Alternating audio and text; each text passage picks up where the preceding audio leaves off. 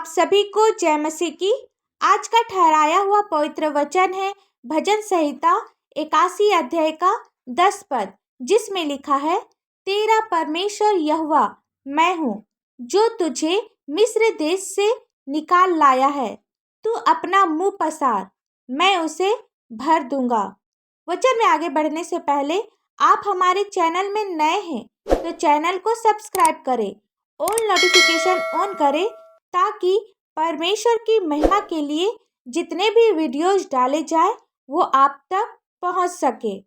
मेरे प्रियो, वचन कहता है, तेरा परमेश्वर यहोवा मैं हूँ, जो तुझे मिस्र देश से निकाल लाया है। इजरायली लोग गुलामी में थे और मिस्र में थे। मिस्री लोग उन्हें बहुत सताया करते थे। जब वे लोग गुलामी में थे तो इजरायली लोगों ने परमेश्वर को पुकारा, उससे प्रार्थना की और परमेश्वर ने बड़े अद्भुत तरीके से उन्हें बचाया। आज हमें भी यही करना है। दुख के समय में, बंधन के समय में, संकट के समय में परमेश्वर को पुकारना है, परमेश्वर की ओर देखना है, परमेश्वर से प्रार्थना करना है। वह हमें इन सब परेशानियों से बाहर निकालेगा। वचन कहता है, तू अपना मुंह पसार, मैं उसे भर दूंगा। हमें प्रार्थना को अपने जीवन में बहुत ही महत्वपूर्ण स्थान देना है। जब हम परमेश्वर से प्रार्थना करते हैं, अपने मुंह को पसारते हैं, खोलते हैं, तो वचन कहता है, मैं उसे भर दूंगा। यदि आप अपने जीवन में सफल होना चाहते हैं तो आपको प्रतिदिन प्रार्थना करने की जरूरत है। इब्रानियों की पुस्तक 4 अध्याय का 12 पद में लिखा है, क्योंकि परमेश्वर का वचन जीवित और प्रबल और हर एक दोधारी तलवार से भी बहुत चोखा है और प्राण और आत्मा को और गांठ गांठ और गुद्दे गुद्दे को अलग करके आर पार छेदता है और मन की भावनाओं और विचारों को जांचता है। जब हम परमेश्वर के वचन को, जो दोधारी तलवार से भी अधिक चोखा है, अपना मुंह खोलकर घोषणा करते हैं, तो हम शत्रुओं के ऊपर विजय पाते हैं, जिस प्रकार इजरायलियों ने मिस्री लोगों से विजय पाई। परमेश्वर का वचन बहुत ही ताकतवर और शक्तिशाली है।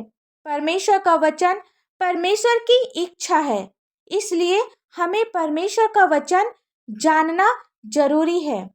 सिर्फ परमेश्वर का वचन जानना ही काफी नहीं होता, वरन उसको अपने मुंह से बार बार बोलना भी है, कहना भी है, यानी घोषणा करने की जरूरत है।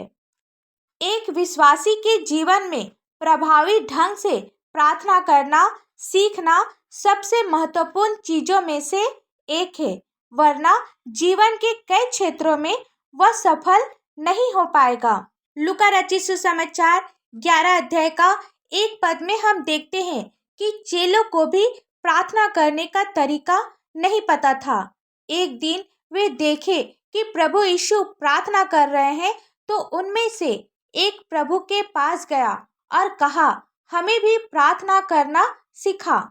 जब हम प्रार्थना करेंगे तो वह हमें अपने बहुमूल्य लहू से शुद्ध करेगा और हमें हर बुराई से बाहर निकालेगा। हमें प्रभु को पुकारना है और वह हमें सारे अंधकार की बातों से बाहर निकालेगा। आप विश्वास करें और अपने जीवन में आशीषों को देखें। आइए हम सब प्रार्थना करें। धन्यवाद धन्यवाद धन्यवाद हो पिता परमेश्वर, हालेलुया हालेलुया हालेलुया। स्तुति स्तुति स्तुति हो स्वर्ग धाम में होशन्ना। पिता, हम आपको लाखों लाख धन्यवाद देते हैं आज के सुंदर से दिन के लिए पिता, और विशेषकर आज के सुंदर से वचन के लिए आपको धन्यवाद देते हैं। वचन को समझने में, वचन के अनुसार चलने में आप हमारी सहायता और मदद कर पिता परमेश्वर। जितने भी भाई बहन, बच्चे, बुजुर्ग, नौजवान इस प्रार्थना को सुन रहे पिता, आपसे कुछ मांग रहे पिता, आप सभी की आवश्यकताओं को पूरा कर। प्रत्येक घर से चिंता, बीमारी, परेशानी, दुख, तकलीफ, नशे की बुरी आदत, कर्जे, पति पत्नी के लड़ाई झगड़े दूर होने पाए यीशु मसीह के पवित्र और मीठे नाम से। हर एक घर में आपकी आशीष हो पिता, हर एक घर में आपकी चंगाई हो, हर एक घर में आपकी खुशी हो, आनंद हो, मेल हो, प्रेम हो पिता परमेश्वर। आप प्रत्येक के जीवन में कार्य कर पिता, ताकि ये लोग गवाही देने पाए पिता। प्रार्थना करते पिता, जिनकी शादी अभी तक से नहीं हुई है, आप उसे आपका भय मानने वाला एक जीवन साथी दे। जिनके पास अपना कोई संतान नहीं है, आप उन्हें सुंदर से संतान की आशीष दे।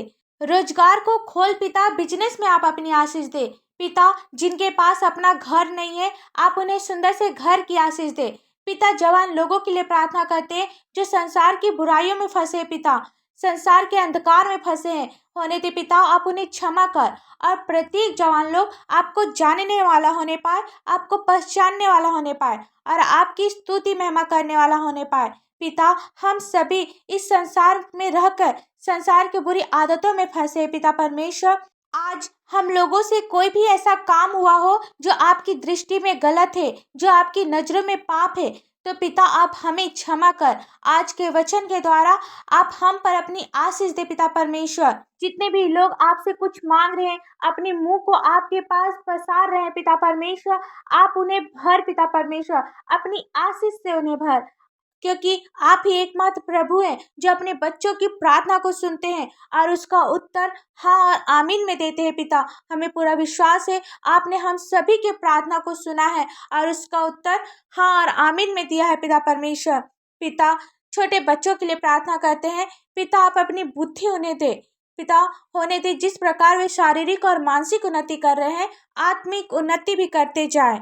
और आपसे हम लोग क्या मांगे, इस प्रार्थना को आपके मीठे और पवित्र नाम से मांगते हैं। दया से सुन, स्वर्ग राज में ग्रहण कर।